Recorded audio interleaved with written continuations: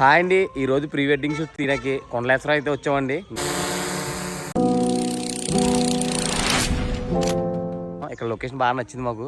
అందరికి హాయ్ అండి, నేను మీ గోదరం. క్లయింట్స్ అయితే రెడీగా ఉన్నారండి. నేనైతే ఏమాత్రం ఆలస్యం చేయకుండా డ్రోన్ అయితే ఫ్లై చేశారండి.